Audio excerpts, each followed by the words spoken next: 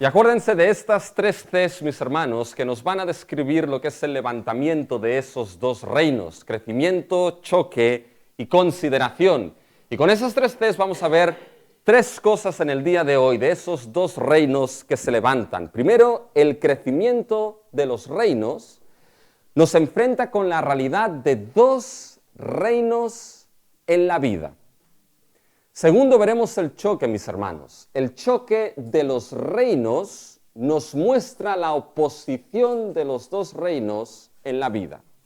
Y tercero, veremos la consideración, mis hermanos.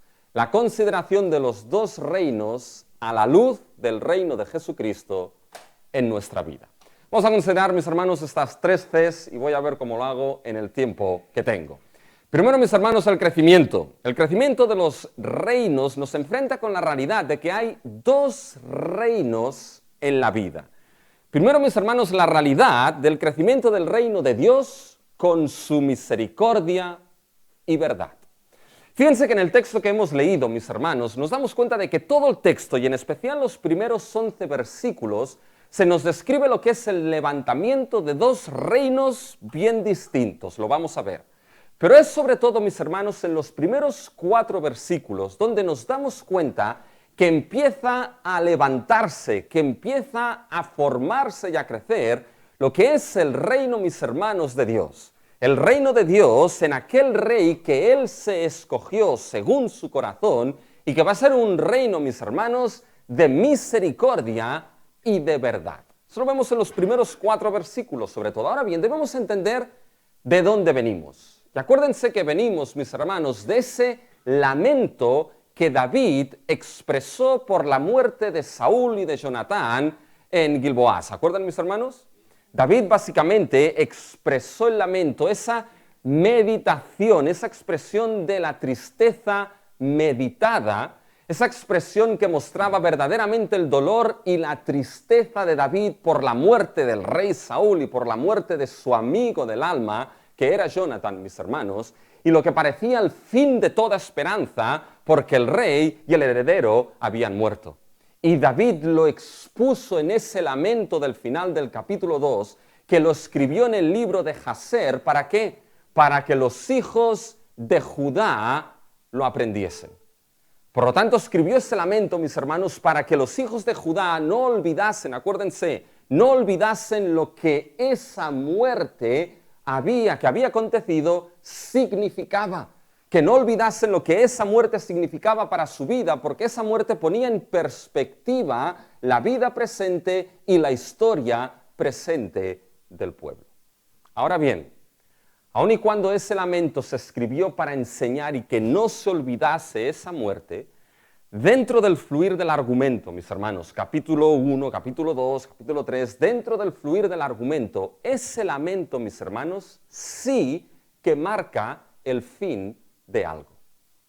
Y lo que marca, mis hermanos, es el fin del reinado de la dinastía de Saúl, de la dinastía de Benjamín. Acuérdense cuando murieron en el primer libro de Samuel, lo que era Ofni, Fineas y Elí. Eso marcaba el fin de lo que era ese sacerdocio. Aquí en el argumento es lo mismo. Ese lamento marca el fin de ese reinado de Saúl y de la dinastía de Benjamín, mis hermanos. Pero ese lamento ahora es la transición. ¿Para qué? La dinastía de Saúl había acabado, pero ¿saben qué? El reino de Dios, mis hermanos, no había acabado. El reino de Dios seguía adelante. Y ahora ese reino de Dios seguirá, mis hermanos, con lo que es ahora sí el establecimiento y lo que es la coronación de David como rey sobre Judá. Va a empezar muy pequeñito, va a empezar de una manera prácticamente insignificante. Ese levantamiento del reino de Dios va a empezar de una manera prácticamente, lo vamos a ver, imperceptible. Fíjense cómo empieza el versículo 1 del capítulo 2, mis hermanos. Después de esto aconteció. ¿Se dan cuenta aquí en la transición? Después de la muerte, después del lamento, hay algo que ahora va a acontecer. Y hay algo, mis hermanos, que no se nos puede pasar por alto. Parece muy imperceptible, pero fíjense lo que sucede en el versículo 1. Después de esto aconteció que David consultó a Jehová diciendo, ¿subiré a alguna de las ciudades de Judá? Y Jehová le respondió, sube. David volvió a decir, ¿a dónde subiré? Y él le dijo, a Hebrón. Fíjense, mis hermanos, es imperceptible, pero hay algo que no se nos puede pasar por alto aquí. Y lo que no se nos puede pasar por alto es que David, aun y cuando se lamentó y dejó ese lamento escrito por la muerte de Saúl y Jonatán, mis hermanos, ahora David consulta a Jehová. Es decir, David, mis hermanos, no se queda estancado, ¿saben dónde? No se queda, mis hermanos, estancado en el pasado David. No se queda estancado en las glorias o los fracasos pasados, mis hermanos. Sino que David, ¿qué es lo que hace ahora? David sigue mirando adelante, como ustedes tienen que mirarme a mí y no a Mateo. Hoy me ha ido como anillo al dedo esto, mis hermanos. Fíjense, mis hermanos, que David aquí sigue mirando adelante. Muchas veces, mis hermanos, podemos quedarnos, ¿saben qué? Estancados, ¿dónde? Estancados en el pasado. Estancados, mis hermanos, en lo que son victorias o fracasos en el pasado y no movernos adelante. Y este estancamiento en el pasado hace, mis hermanos, que no veamos el trabajo que tenemos por delante en el futuro.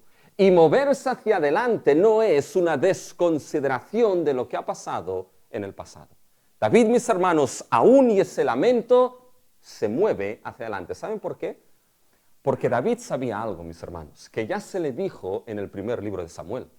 David sabía, mis hermanos, de que el reino le había sido dado a él. David sabía, mis hermanos, que Dios le había prometido ese reino a David. Y David debía moverse adelante porque, mis hermanos, había un reino mucho mayor, mucho más grande por venir y por ser inaugurado. Y este no era primeramente su reino, era el reino, mis hermanos, de Dios. Y David se mueve adelante. Mis hermanos, nosotros tenemos un reino que nos ha sido dado, inaugurado en la persona de nuestro Señor Jesucristo, pero ¿saben qué? Ese reino todavía no ha llegado a su consumación final. Por lo tanto, iglesia, todavía tenemos trabajo que hacer. Y David se movió adelante. ¿Y qué es lo que hizo? Fíjense que David consultó a Dios. Y esto es de vital importancia. Porque David hubiese podido decir, bueno, una vez muerto Saúl, ya, bueno, vamos a ver ahora cuántas espadas tengo. Podría haber hecho un censo, que hizo uno y la lió una vez, ¿ya? Pero básicamente dijo, a ver cuántas espadas tengo, a ver cuántas lanzas, escudos, a ver cuántos hombres, a ver cómo están las arcas del tesoro para que podamos levantar e iniciar este reino. ¿Hizo eso, mis hermanos, David? David no hizo eso. David fue directamente y primeramente a consultar a Dios, algo que Saúl no hacía nunca y David solía hacer. Fue a consultar a Dios y le dijo, ¿subiré a alguna de las ciudades de Judá? Y Dios le dice, sube. Y David le dice, ¿dónde subiré? Ve a Hebrón. Fíjense, mis hermanos, que esa consulta de David a Jehová, ¿saben lo que muestra? Mis hermanos, no solamente muestra la guía que David necesitaba en el inicio del reino. No solamente muestra la guía, sino que lo que muestra, mis hermanos, es que el reino que empieza a levantarse aquí, ¿saben qué reino es, mis hermanos? Es el reino de Dios. Es el reino que viene dirigido, mis hermanos, por Dios. Esa consulta de David a Jehová no solamente es la evidencia de que David necesitaba guía por parte de Dios, sino que es la evidencia, mis hermanos, que el reino que empieza a levantarse aquí no es el reino de la sabiduría, de la fortaleza, de la decisión, del orgullo de David. Es el reino, mis hermanos, de Dios en el rey escogido. ¿Quién es el que le dice, sube a Judá? ¿Lo decide David? No, se lo dice Dios. ¿Quién es el que coge la ciudad de Hebrón? ¿La escoge David? No, la escoge Dios. Es Dios marcando la dirección en cómo su reino debe levantarse y establecerse.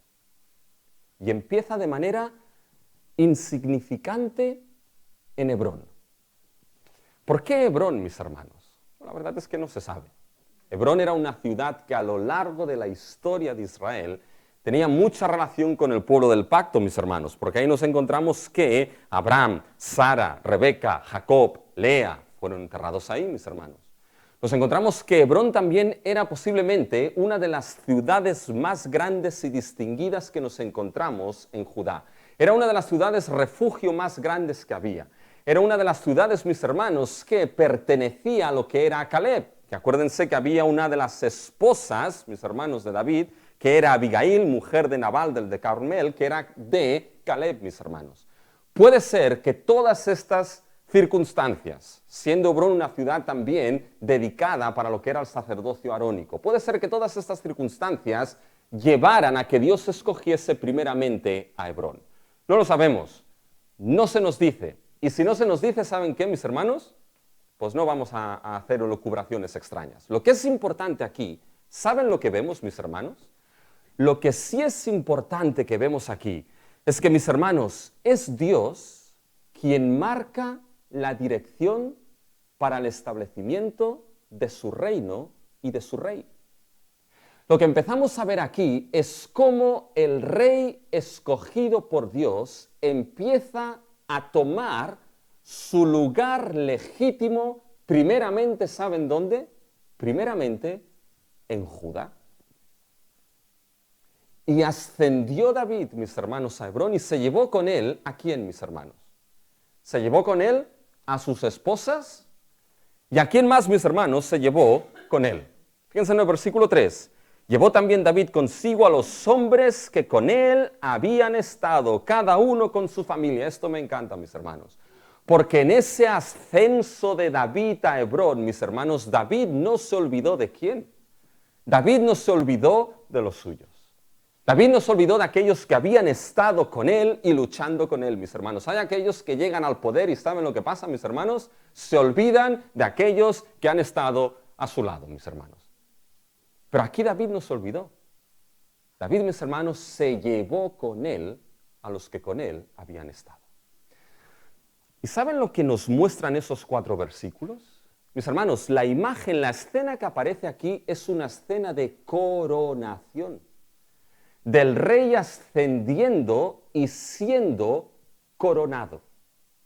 Y eso es muy importante porque fíjense, hay algo que llama la atención en este texto, mis hermanos. Y es que el verbo subir o ascender aparece, mis hermanos, 5 veces en esta sección. Fíjense en el versículo 1. Después de esto aconteció que David consultó a Jehová diciendo, subiré, ascenderé a alguna de las ciudades de Judá, y Jehová le respondió, sube, asciende. Fíjense ahora en el versículo 2. David subió, ascendió allá. Fíjense ahora en el versículo 3. Llevó también David. ¿Ven ese verbo llevar, mis hermanos? No es el verbo llevar en realidad. Es el mismo para subir o ascender. Ascendió y en ese ascenso llevó consigo ¿a quién? A los que con él habían estado. Y mis hermanos, eso es característico, es curioso. ¿Saben por qué? Porque alguien puede decir, bueno, ascendió de manera física a Hebrón, ¿sí o no? Y es así, ascendió de manera física a Hebrón. Pero mis hermanos, aquí la Biblia está siendo enfática en algo. Porque fíjense que David asciende a Hebrón, ¿y qué sucede entonces una vez está en Hebrón? Fíjense en el versículo 4. Y vinieron los varones de Judá, ¿y qué hicieron? Y le ungieron allí a David por rey sobre la casa de Judá. ¿Qué hicieron con David? Lo ungieron como rey. Se ungía, mis hermanos, a los reyes, entre otros. Y aquí es significativo, porque en el versículo 9, cuando se coge a Isboset, no se utiliza la palabra ungir. Se nos dice lo hizo rey. Fíjense el versículo 9. Y lo hizo rey sobre Galaad. Lo hizo rey. No aparece la palabra ungir. Se ungía a los reyes en su coronación. Con Isboset no sucede esto. Es como si aquí la Biblia nos estuviese diciendo, por mucho que fuese coronado, ¿sabes qué? No era el rey. Y esa idea, mis hermanos, de ascender y ser coronado es importante, porque era la manera en cómo en aquella cultura se veía las coronaciones oficiales de los reyes. Oficialmente la ceremonia de coronación era la ceremonia que se entendía al rey ascendiendo ¿dónde? Ascendiendo al trono. Y en ese ascenso al trono era ¿qué? Era coronado. Eso es por lo cual teníamos la lectura del Salmo 2 al principio del culto, porque era un salmo real, donde se describe, mis hermanos, el ascenso del rey al trono y por último el ascenso del rey de reyes al trono y Dios determinando, mi hijo eres tú, yo te he engendrado hoy. Pídeme las naciones, pídeme los confines de la tierra, es el ascenso del rey de reyes al trono celestial. Y esa es la imagen, mis hermanos, que tenemos aquí. David ascendiendo a Hebrón y en Hebrón siendo ¿qué? Coronado como rey. ¿Se acuerdan de la coronación de Carlos III, mis hermanos? Después de que murió, bueno, si no se acuerdan tampoco hay mucho problema, ¿ya? Con la paliza que nos dieron. Después, mis hermanos, de que se murió Isabel II, ¿ya? Carlos III ya era ¿qué? Ya era rey. ¿Pero qué faltaba, mis hermanos? Ya era rey, podía funcionar como rey. Pero pasó un tiempo antes de ¿qué? De su ascenso al trono para su coronación. Y eso es lo mismo aquí, mis hermanos. El versículo 3, aunque nosotros no lo apreciamos en nuestra traducción, hay un cambio, allá hay un cambio de marcha.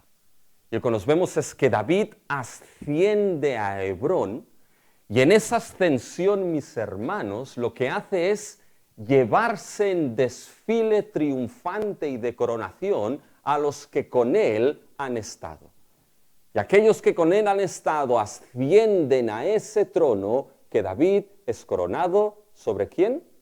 Sobre la casa de Judá. Fíjense, solamente sobre la casa de Judá, mis hermanos.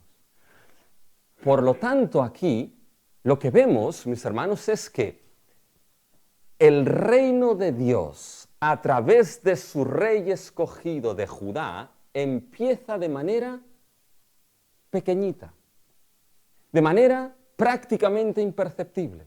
No reina ni sobre todo Israel, mis hermanos. Ahora bien, lo que vemos aquí es, mis hermanos, en la historia a nivel palpable, uno ya podía verlo, palparlo, tocarlo, que el reino de Dios ya empezaba a levantarse en la historia a través de su rey escogido, rey de la línea de Judá.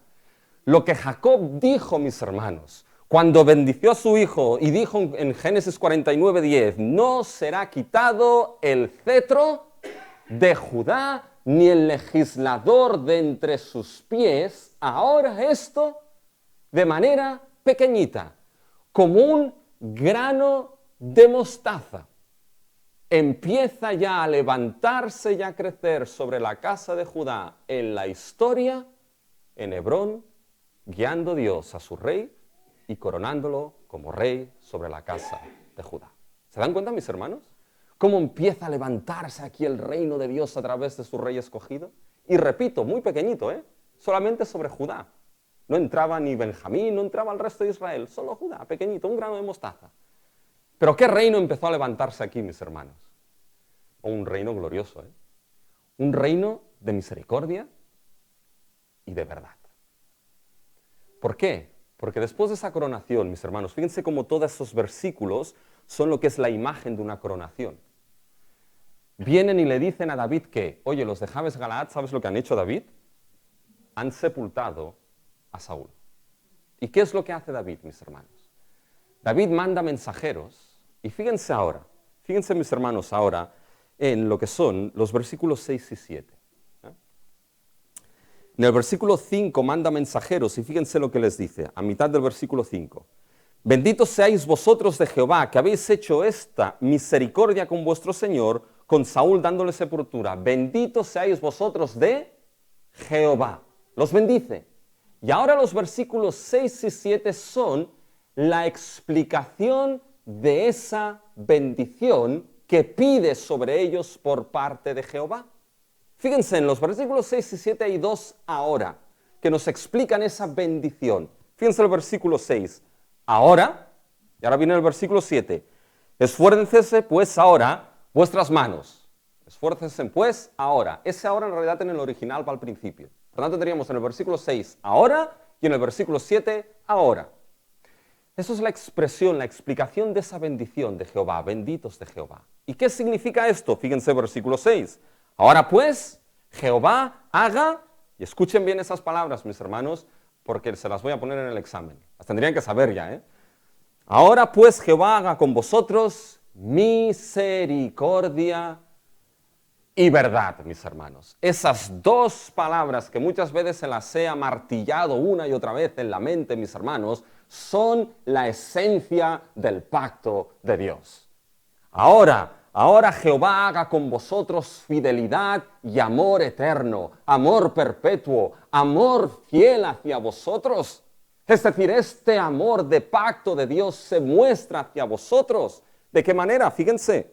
Y yo también os haré bien por esto que habéis hecho. Esto es asombroso, mis hermanos. Lo que hace David es que pide que ahora Dios haga misericordia y verdad para con vosotros. Y esa misericordia y verdad, ¿saben cómo va a ser expresada? A través del rey que también les hará bien. ¿Y cómo será posible esto? Versículo 7. Esfuércense pues ahora vuestras manos y sed valientes, pues muerto Saúl vuestro señor, los de la casa de Judá me han ungido rey por rey sobre ellos. ¿Qué les está diciendo David aquí? Está diciendo, tranquilos, Saúl como señor murió, pero ¿saben qué? Me han ungido a mí como rey. Les está diciendo, ahora puedo ser y reinar como rey sobre vosotros. ¿Y el reinado cuál será? El reinado será el reinado de bien, misericordia y la verdad de Jehová para vosotros. Qué glorioso, mis hermanos. El inicio de ese reino de Dios en su rey escogido. Como un grano de mostaza solo sobre Judá. Es un reino, mis hermanos, que ya desde su inicio ofrece ¿qué? Ofrece misericordia, verdad, perdón, reconciliación a esos hombres. Y saben que, mis hermanos, lo diremos un poco más tarde, pero es imposible aquí no evitar ver, mis hermanos, y escuchar unas palabras de Cristo más adelante, cuando llegamos al Evangelio de Mateo. Cuando Jesús en el capítulo 13 de Mateo empieza a describir una serie de parábolas del reino, mis hermanos, ¿cómo describe el reino de los cielos nuestro Señor Jesucristo? Lo describe de muchas maneras, pero ¿saben cuál es una definición, una imagen, una parábola? ¿Es la parábola de qué, mis hermanos? Del grano, ¿de qué? Del grano de mostaza. Y nos muestra cómo el reino de los cielos empieza. Fíjense, mis hermanos, en Mateo 13 y el versículo 31. Otra parábola les refirió diciendo, el reino de los cielos es semejante al grano de mostaza que un hombre tomó y sembró en su campo, el cual a la verdad es la más pequeña de todas las semillas. ¿Pero qué dice? Pero cuando ha crecido es el mayor de las hortalizas y se hace árbol de tal manera que vienen las aves del cielo y hacen nidos en sus ramas. El reino de los cielos es semejante a ese grano de mostaza, que empieza a crecer de manera imperceptible, de manera pequeña, solamente sobre Judá, pero era el reino de Dios. Y ese reino llegado, mis hermanos, en nuestro Señor Jesucristo, ese reino, ¿cómo empezó, mis hermanos? Empezó ya desde el trono, mis hermanos, no, ¿saben? Empezó en un pequeño pesebre, mis hermanos, en un rey envuelto en pañales.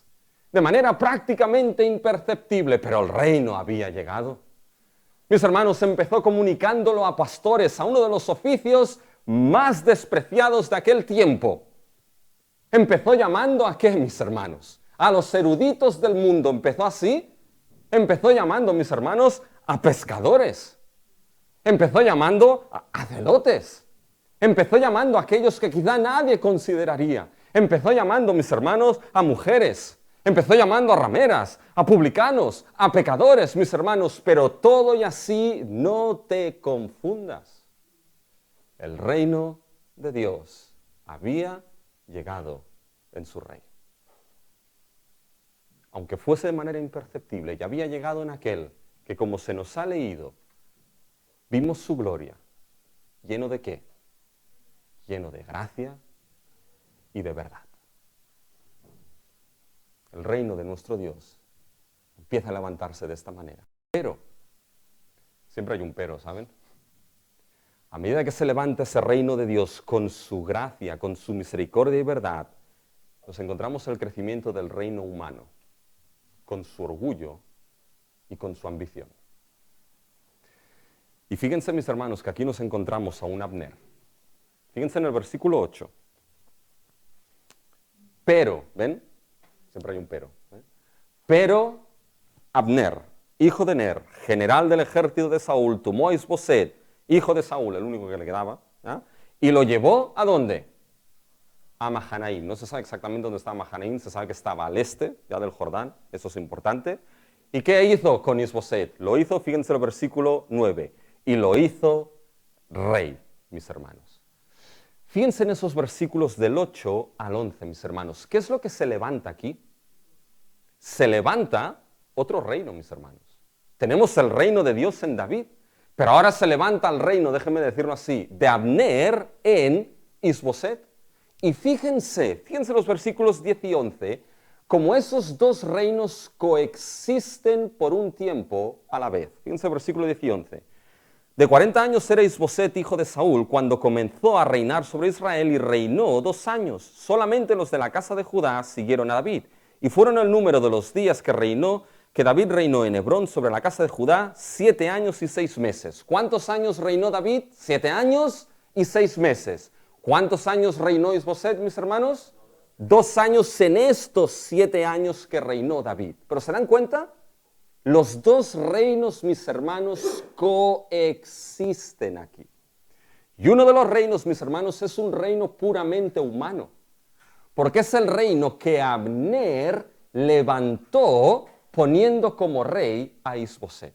Y la pregunta es, ¿qué es lo que movió a Abner a poner a Isboset como rey? ¿Y cuál fue la consecuencia última? ¿Saben lo que motivó a Abner, mis hermanos?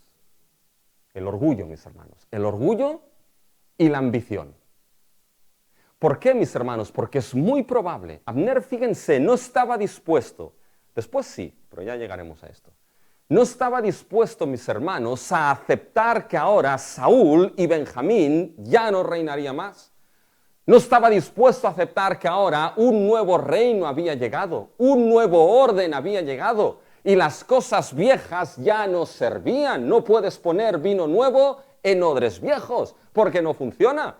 Pero en su orgullo, mis hermanos, no estaba dispuesto a aceptar eso porque estaba mezclado, ¿saben con qué? Con ambición, mis hermanos. Porque es posible que en medio de estos 7 años o 6 años que reinó David, los 2 años que reinó en medio Isboset, es muy probable que ¿saben quién estuviese detrás moviendo los cables, mis hermanos? Y los hilos de eso. ¿Saben quién? Es muy probable, mis hermanos, que fuese Abner. Y no quería perder ese orgullo y esa ambición y ese reino. Fíjense, mis hermanos, que lo que hizo aquí Abner, ¿saben lo que es, mis hermanos? Es lo que ya aparece y sucede, mis hermanos, en Génesis 3, donde nos encontramos el reino del Creador. El reino que Dios, mis hermanos, estableció desde un principio. Pero cuando el ser humano pecó, ¿qué es lo que se levantó? No solamente cayó toda la creación, no solamente caímos como pecadores, sino que algo cayó, pero algo se levantó. ¿Y saben lo que se levantó en Génesis 3, mis hermanos? Se levantó el reino del orgullo y la ambición humana.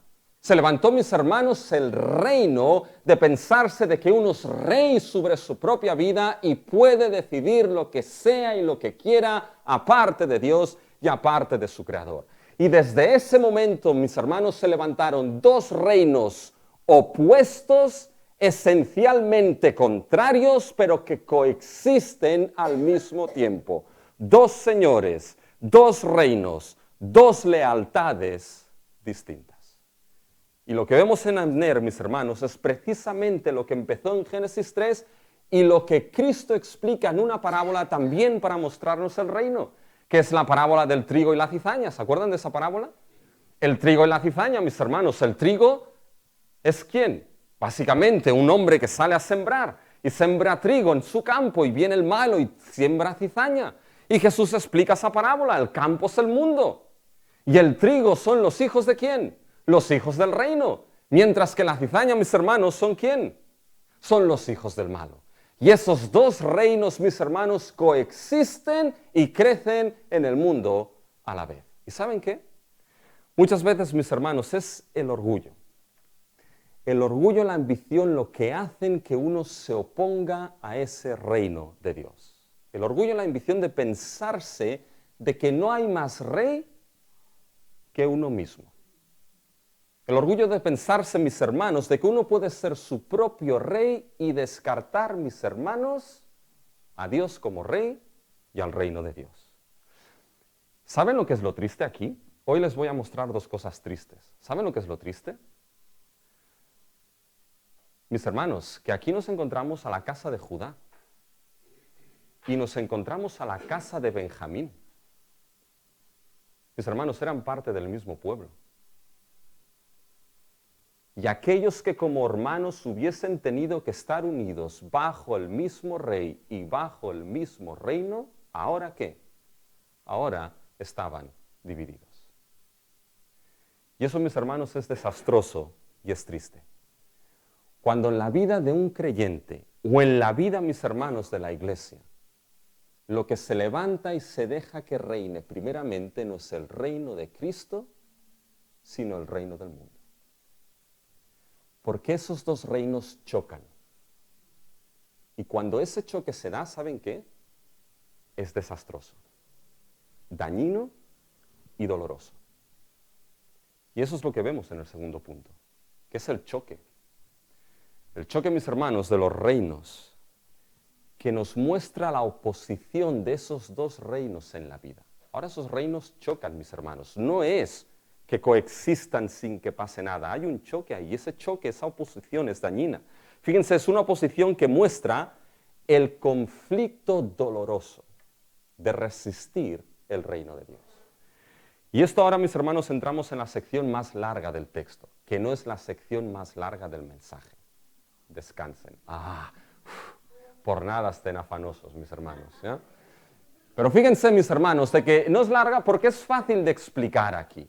¿Qué es lo que sucede, mis hermanos? Fíjense, esta va la sección desde el versículo 12 hasta el capítulo 3, versículo 6 que hemos leído. Pero hemos visto que se levanta a Abner, mis hermanos. Versículo 12. Y fíjense, Abner, hijo de Ner, salió de Mahanaim a Gabaón con los siervos de Isboset, hijo de Saúl. Es decir, Mahanaim estaba en el este del Jordán.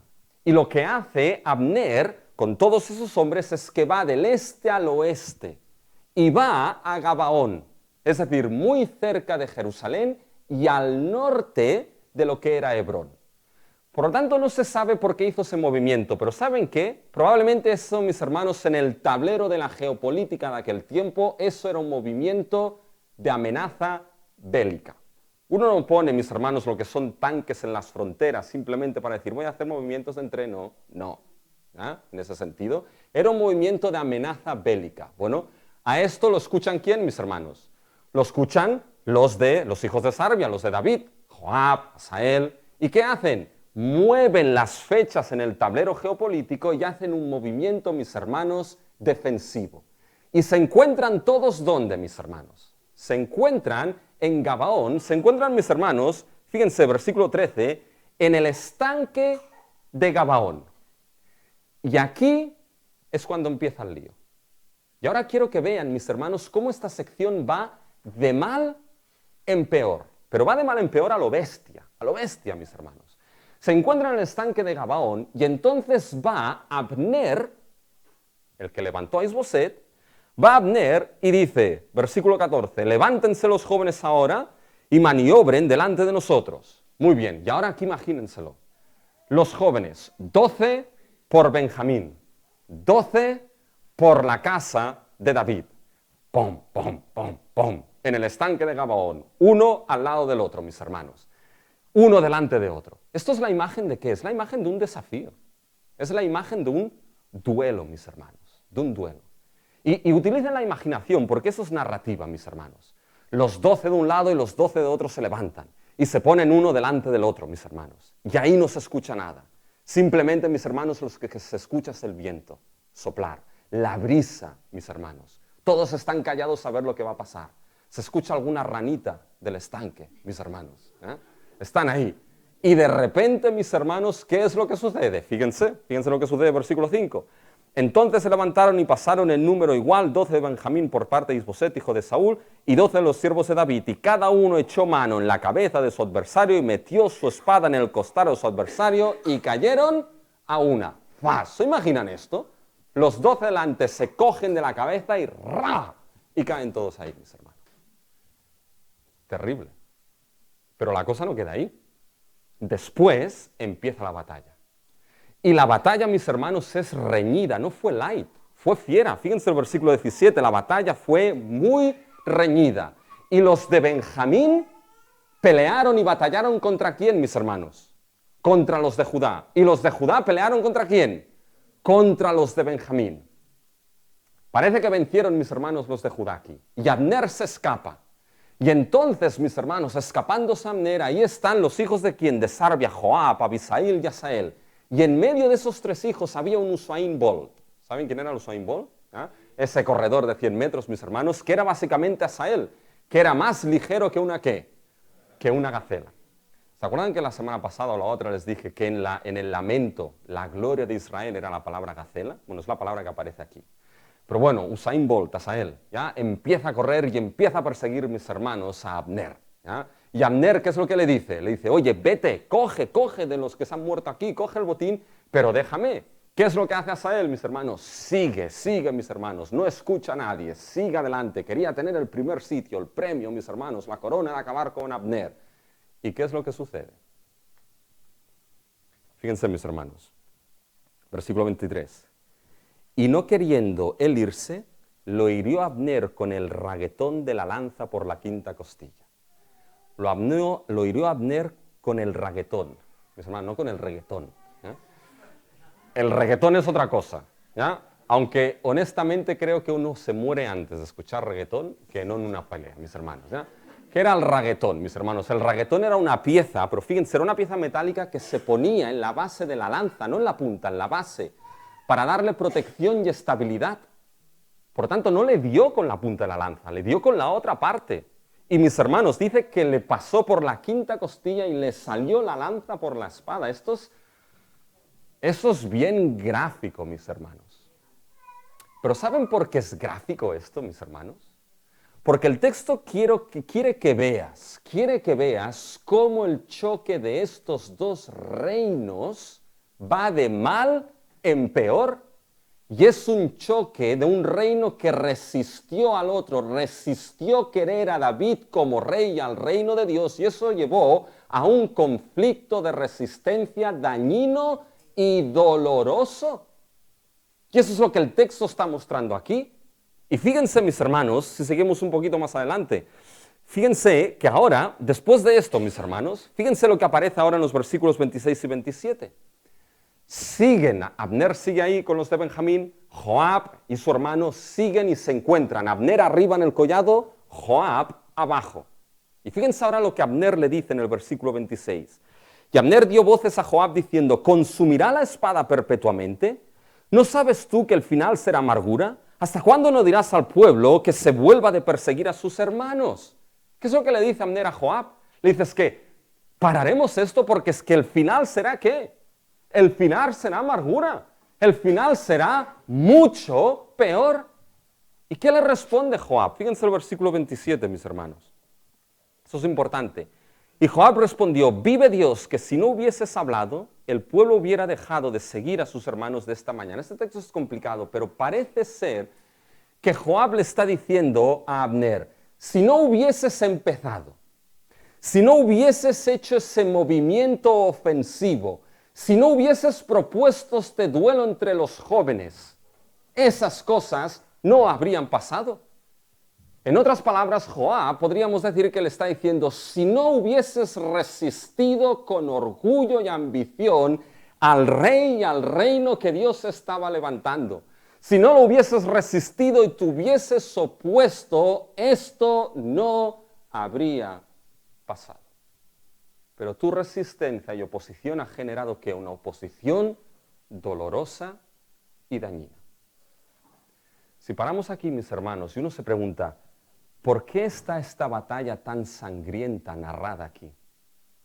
Y la respuesta se la he dado en el fluir del argumento, mis hermanos. Esta batalla sangrienta aquí, lo triste que se da aquí, es mostrarnos, mis hermanos, que esa resistencia al reino de Dios, al rey que Dios ha establecido, ese choque, mis hermanos, de esos dos reinos genera dolor, tristeza, daño y división.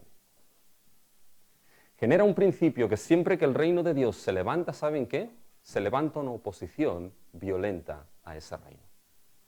Acuérdense lo que dice nuestro Señor Jesucristo cuando les dijo a la multitud, ¿a quién salisteis a ver en el desierto? Y en Mateo 11, mis hermanos, en el versículo 12, el Señor Jesús dice, bueno, desde Juan el Bautista hasta ahora, el reino de Dios sufre violencia y es arrebatado por los violentos. Y la verdad es que hay muchas interpretaciones, mis hermanos, de este versículo, muchas. Pero básicamente lo que el Señor Jesús está diciendo, la más adecuada es que el reino de Dios, mis hermanos, desde que vino Juan, que era el precursor, hasta Cristo, que era el que inaugura ese reino, mis hermanos, el reino de los cielos crece, avanza, sigue adelante, pero a medida que ese reino crece y avanza, ¿saben? Se levanta otro reino que se opone de manera violenta al avance del reino de Dios. Y aquí hay ese principio, mis hermanos, que no podemos perder de vista.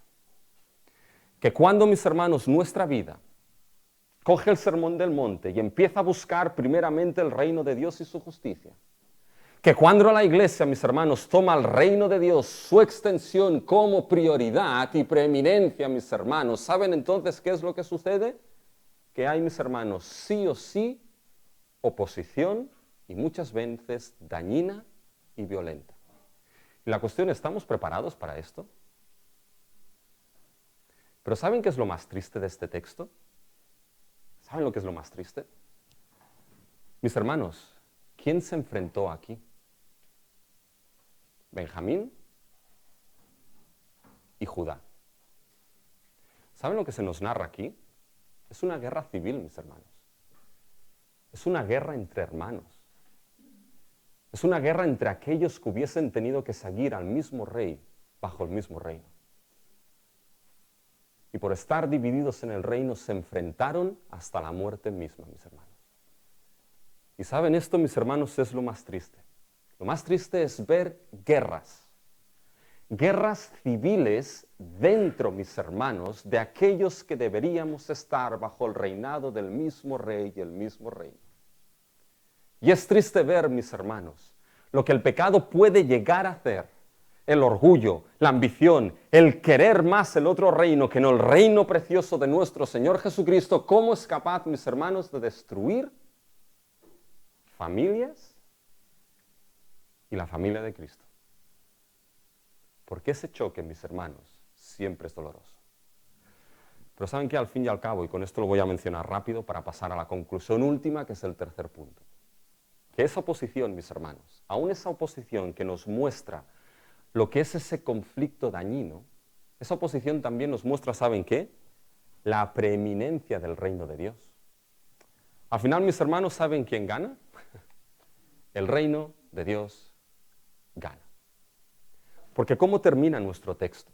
Fíjense, nuestro texto termina, se van Joab y Abner, cada uno a su lado. ¿Cuántos murieron, mis hermanos, de David? 19 más Asael. ¿Cuántos murieron de Abner y de Benjamín? 360 hombres. ¿Quién ganó aquí, mis hermanos? Nadie ganó. Porque uno no puede alegrarse de la muerte de sus propios hermanos. De aquellos que han sido igualmente escogidos por gracia como parte del pueblo. Pero lo que nos damos cuenta, mis hermanos, es que el reino de Dios gana, porque en el capítulo 3 nos encontramos los hijos que le nacen ¿a quién? A David. Fíjense el versículo 1 del capítulo 3. Hubo larga guerra entre la casa de Saúl y la casa de David, pero David se iba fortaleciendo y la casa de Saúl se iba debilitando. Fíjense el versículo 6, otra vez nos habla de la guerra entre las dos casas. como había guerra entre la casa de Saúl y la de David, aconteció que Abner se esforzaba por la casa de Saúl. Versículo 1, guerra. Versículo 6, guerra. El David se fortalecía. Saúl, la casa de Saúl, se debilitaba. ¿Dónde vemos este fortalecimiento de la casa de David? ¿Saben dónde lo vemos? En los hijos que le nacieron, mis hermanos. Porque en aquella cultura, en aquel tiempo, mis hermanos, que un rey tuviese poder y fortalecimiento se veía, uno, en la belleza de las esposas que tenía, y dos, en la cantidad de hijos que tenía. En aquella cultura era así. Y aunque esto contradice Deuteronomio 17:17, el autor lo único que se centra aquí, mis hermanos, es en centrarse cómo la casa de David, ¿qué? La casa de David se fortalecía mientras que la de Saúl decrecía, mis hermanos. Por lo tanto, ¿qué es lo que está diciendo en cierta manera aquí? Que el reino que se fortalecía y que crecía, ¿cuál era?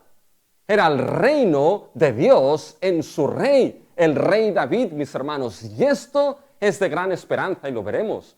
Porque aun y cuando, mis hermanos, el trigo y la cizaña crecen juntas, tenemos, mis hermanos, la esperanza de saber que el reino de nuestro Dios prevalece y prevalecerá hasta el fin. Esto, mis hermanos, es lo que nos muestra este texto que hemos leído. Ahora bien, ¿qué consideraciones personales sacamos de esto? Y eso es la consideración de los dos reinos, el tercer punto, a la luz del reino de Jesucristo en nuestra vida. Y hay tres consideraciones, fíjense, rápidas, pero que no podemos perder de vista. Primero, mis hermanos, consideremos lo que es la confianza en el crecimiento del reino de Dios. Porque hemos visto, mis hermanos, que aquí el reino de Dios en David crecía, mis hermanos, de manera pequeñita, pero crecía y se fortalecía.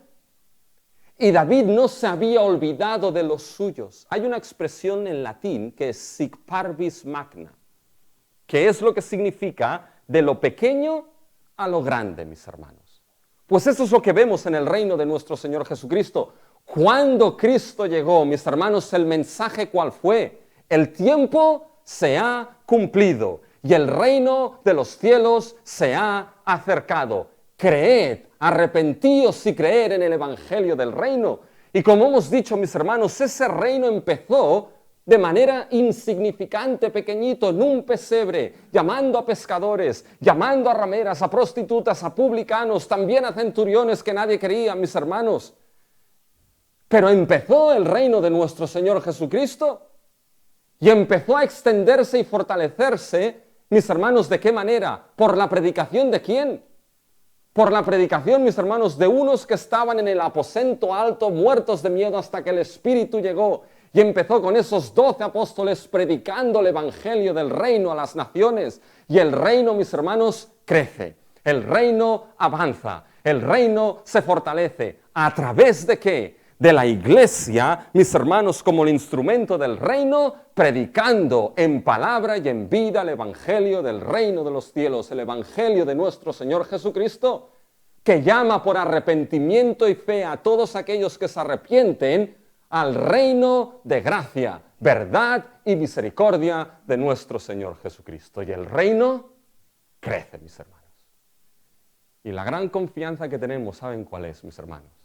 Que llegará el día en que llegará el ascenso final de nuestro Rey.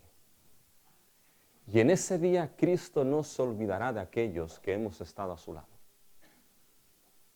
Porque, mis hermanos, vino para llevar muchos hijos a la gloria. Y en el día de aquel ascenso final en el trono, ¿sabes qué? Cristo no se olvidará de ti si eres de los suyos. Y participarás de su gloria eternamente.